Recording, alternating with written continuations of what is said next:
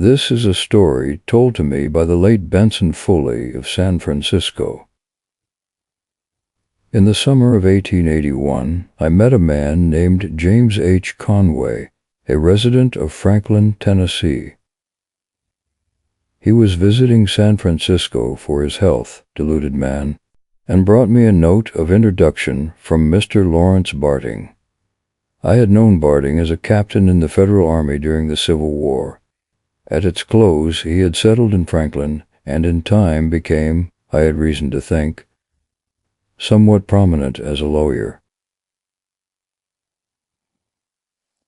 Barding had always seemed to me an honorable and truthful man, and the warm friendship which he expressed in his note for Mr. Conway was to me sufficient evidence that the latter was in every way worthy of my confidence and esteem. At dinner one day, Conway told me that it had been solemnly agreed between him and Barding that the one who died first should, if possible, communicate with the other from beyond the grave, in some unmistakable way. Just how they had left, wisely it seemed to me, to be decided by the deceased, according to the opportunities that his altered circumstances might present.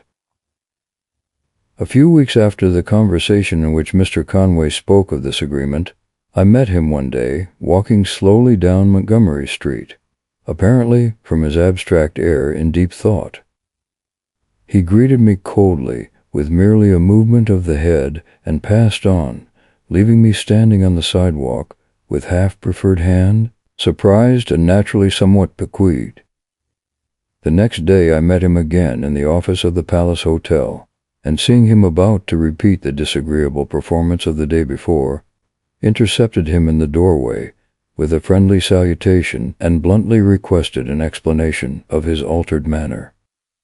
He hesitated a moment, and then looking at me frankly in the eyes, said, "I do not think, Mr. Folliot, that I have any longer a claim to your friendship, since Mr. Barding appears to have withdrawn his own from me. For what reason, I protest, I do not know. If he has not already informed you, he probably will do so." "But," I replied, "I have not heard from Mr. Barding." "Not heard from him?" he replied, with apparent surprise. "Why, he is here. I met him yesterday 10 minutes before meeting you. I gave you exactly the same greeting that he gave me. I met him again not a quarter of an hour ago, and his manner was precisely the same. He merely bowed and passed on. I shall not soon forget your civility to me. Good morning, or as it may please you, farewell." All this seemed to me singularly considerate and delicate behavior on the part of Mr. Conway. As dramatic situations and literary effects are foreign to my purpose, I will explain at once that Mr. Barding was dead. He had died in Nashville 4 days before this conversation. Calling on Mr. Conway, I apprised him of our friend's death, showing him the letters announcing it. He was visibly affected in a way that forbade me to entertain a doubt of his sincerity. "It seems incredible," he said, after a period of reflection. "I suppose I must have mistaken another man for Barding, and that man's cold greeting was merely a stranger's civil acknowledgment of my own. I remember, indeed, that he lacked Barding's mustache." "Doubtless it was another man," I assented, and the subject was never afterward mentioned between us.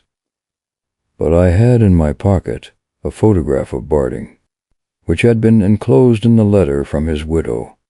It had been taken a week before his death, and was without a mustache.